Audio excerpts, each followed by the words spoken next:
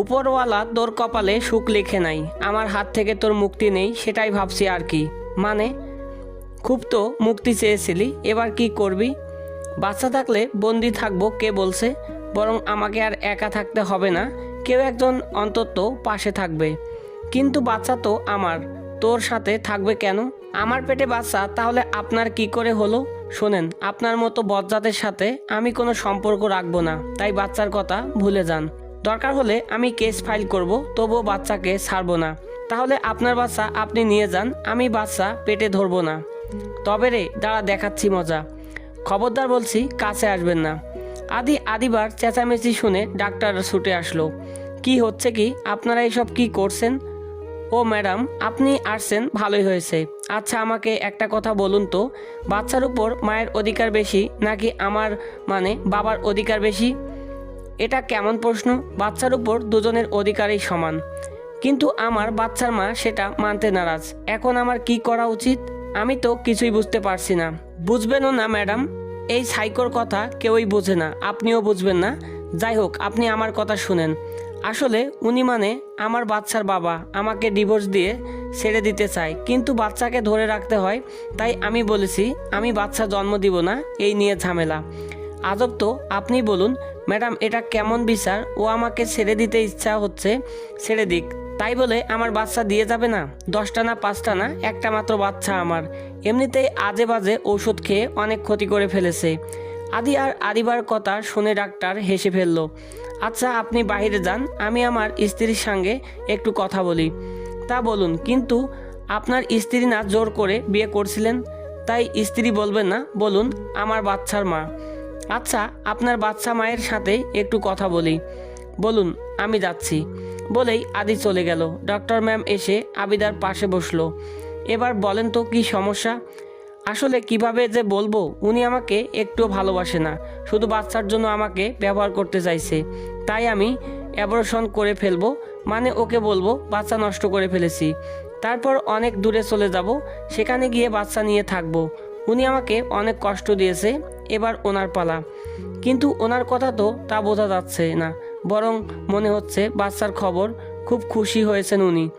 তা তো হবেই, বাচ্চাকে তো ভালোবাসলেই, কিন্তু আমাকে তো ভালোবাসে না। জানেন, 2 মাস আগে আমার সাথে কোনো কথাই বলেনি। আপনাকে ভালোবাসে না কে বলল? যে ছেলে সন্তানকে ভালোবাসে সে অবশ্যই তার স্ত্রীকেও ভালোবাসে। আবিদা এবার কিছু বলল না, তাকিয়ে আছে ডাক্তারের মুখের দিকে। বোকামে, দূরে গিয়ে কষ্ট দিতে হবে কেন? বরং তুমি চাইলে এই বাচ্চার দোহাই দিয়ে তোমার বরকে দিয়ে তা খুশি করিয়ে নিতে পারো। তাছাড়া বাবা মায়ের আলাদা আলাদা প্রয়োজনীয়তা আছে, একে অপরের সেই প্রয়োজনীয়তা মেটানো সম্ভব। আপনি ওনার সাথে থাকুন, বাচ্চা পৃথিবীতে আসুক, তারপর যা সিদ্ধান্ত নেওয়ার নেবেন। তাছাড়া এই অবস্থায় ডিভোর্স হবে না। এভাবে তো ভাবিনি। আপনি ঠিকই বলেছেন, আমি এতদিন যা যা করতে পারিনি, এই বাচ্চাকে নিয়ে সব তো করতে পারবো। এই তো বুদ্ধিমতের মতো কথা। আমি এবার আসি, কিছুক্ষণ পর তোমাকে ছেড়ে দেওয়া হবে। অসংখ্য ধন্যবাদ ডাক্তার আপনাকে। ডক্টর মুচকি এসে বেরিয়ে গেল। আর বারান্দায় আদির সাথে দেখা হলো। আদি দাঁড়িয়ে দাঁড়িয়ে অপেক্ষা করছিল তাকে দেখা। ডাক্তার বলল, আপনার স্ত্রী, ও না সরি স্ত্রী না, আপনার বাচ্চার মায়ের দিকে খেয়াল রাখবেন। উনি কিন্তু বাচ্চার জন্য ফিট না, কোনো মতেই মেন্টাল প্রেশার দিবেন না, হাসি খুশি রাখার চেষ্টা করবেন। আদি মাথা নাড়ালো। সন্ধ্যায় আদিবাকে বাসায় নিয়ে আসা হলো। আদি তাকে নিজের রুমে নিয়ে গেল। এই রুমে নিয়ে আসলেন কেন? আমি আমার রুমে যাব। যান, তবে বাচ্চাকে আমার ঘরে রেখে যান, আমি আমার বাচ্চার সাথে ঘুমাবো। আজব তো, বাচ্চা রেখে যাব কি করে? সেটা আমি কি করে বলবো, সেটা তো আপনি ভালো জানেন। আপনার সাথে আমি পারবো না জানি, কিন্তু মিস্টার বাচ্চার বাবা, কান ধরে শুনুন। আপনার সাথে আমি পারবো না জানি, কিন্তু মিস্টার বাচ্চার বাবা, কান খুলে শুনে নিন। আমার সাথে একদমই উচ্চস্বরে কথা বলবেন না, ডাক্তার বলেছে এমন করলে বাচ্চার ক্ষতি হবে। ঠিক আছে, বলবো না। আমার বাচ্চার জন্য আমি সব বদ অভ্যাস বদলাতে পারি। আমার বাচ্চা এভাবে বলছেন কেন? আপনার একার বাচ্চা? আমার একারই বাচ্চা। আপনি আমার সাথে এভাবে কথা বললেন, পেট ব্যথা হচ্ছে, আর মনে হয় বাঁচবো না। ঢঙ্গি মেয়ে কোথাকার। মনে মনে, আমি তো জোরে কথা বলিনি। বলেছেন এখনই ক্ষমা চান, না হলে ব্যথা কমবে না। বুঝেছি, আমার কপালে দুঃখ লেখা হয়ে গিয়েছে। যাই হোক, সরি, বাচ্চাটাকে প্রেশার দিয়ে এভাবে দিয়েন না। এভাবে বললে হবে না, কান ধরে বলুন। মানে কি বলবেন না তো? তাই তো, দেখছো বাবু, তোমার বাবা তোমাকে একটু ভালোবাসে না। তুমি ব্যথা পাচ্ছ জেনেও ক্ষমা চাইবে না। হয়েছে হয়েছে, বাচ্চার কাছে আমাকে অপরাধী বানাতে হবে না। এই যে কান ধরেছি। আদি কান ধরতেই আদিবা খিলখিল করে হেসে উঠল। নিস্তব্ধ রাতে সেই হাসি বড্ড মিষ্টি শোনালো। হাসিতে গড়িয়ে পড়ছে আদিবা। তার হাসি পুরো বাড়িতে ছড়িয়ে পড়েছে। আদিবার হাসির শব্দে মুচকি হাসলেন আদির বাবা। যাক, ডক্টর ম্যাম যেভাবে বলছিলাম ওদেরকে সেভাবেই বুঝিয়েছেন। আদির মা ভুরু কুচকিয়ে বলল, মানে কি বলেছো তুমি ডাক্তারকে? ওদের ব্যাপারে সব বলেছি, আর বলেছি দুজনকে যেন একসাথে থাকার পরামর্শ দেন। বাচ্চা হতে হতে একসাথে থাকতে থাকতে ওদের সম্পর্কটা যদি একটু স্বাভাবিক হয়। এদিকে আদিবা হাঁটছে তো হাঁটছেই, আদি সেই ফাঁকে উঠে গিয়ে আবার ফিরে আসলো। এসেই আদিবার হাত টান ধরলো। সাথে সাথে আদিবার হাসিও থেমে গেল। কিছুটা ভয় পেয়ে গেল।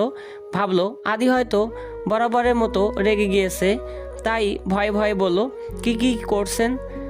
আদিবার হাত টেনে একটা বালা পরিয়ে দিল। আদিবা অবাক হয়ে বলল, এটা? বাচ্চা হলে গিফট দিতে হয়, এটাই নিয়ম। এই নিয়ম আবিষ্কার করেছে কে? অবশ্যই আদিত্য চৌধুরী। আদিবা আবারও হাসলো। বালাটা সুন্দর, সে যাই হোক, এসবে আমাকে ভোলানো যাবে না। মাথা ধরেছে, টিপে দিন, ঘুমাবো। কি, আমি তোমার মাথা টিপে দিব? আমার বাচ্চার বাবা যেন কে? বেশি কথা বললে পা টিপাবো। বুঝেছি, কি আর করা যাবে, দিচ্ছি, আপনি শুয়ে পড়ুন, আসছি। আমি দরজা লক করে এসে আদিবাকে মাথায় হাত বুলে দিতে শুরু করেছে। আদি দরজা লক করে এসে আদিবার মাথায় হাত বুলে দিতে শুরু করেছে।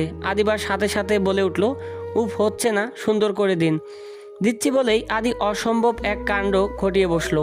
আদির কাণ্ডে আদিবা পুরো জমে গেল, গায়ে কাটা দিল।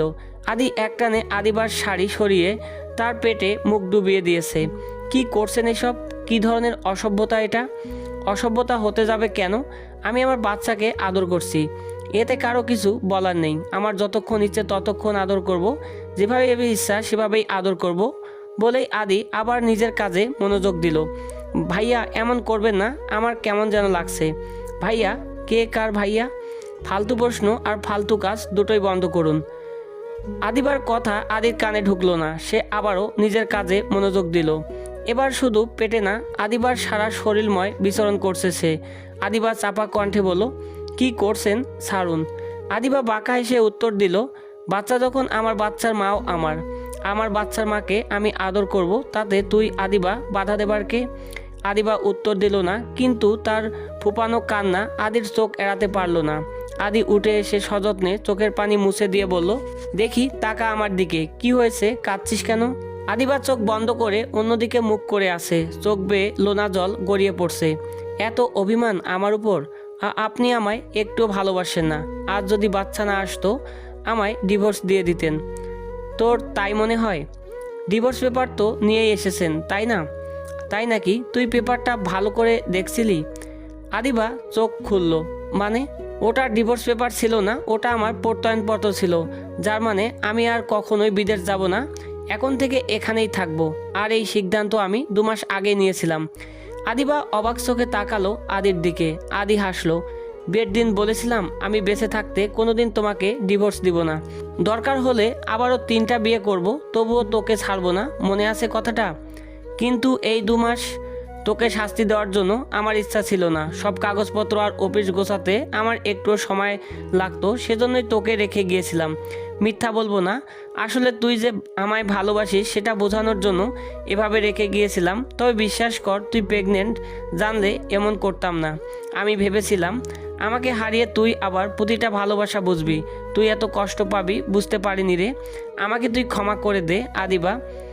আপনি আমার কাছে ক্ষমা চাইছেন?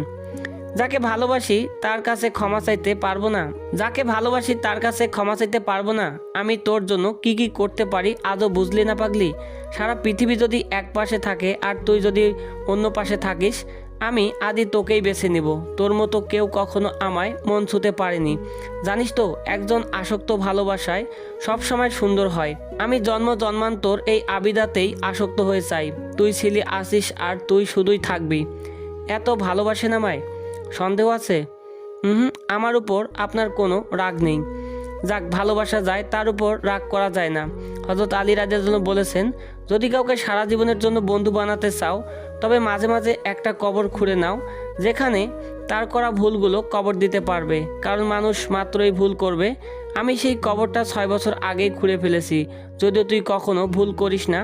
আচ্ছা আবিদা, তোর মনে আমাকে একটা কবর খোঁড়ার জায়গা দিবি প্লিজ, সেখানে আমার ভুলগুলো ছুঁড়ে ফেলতে পারবো।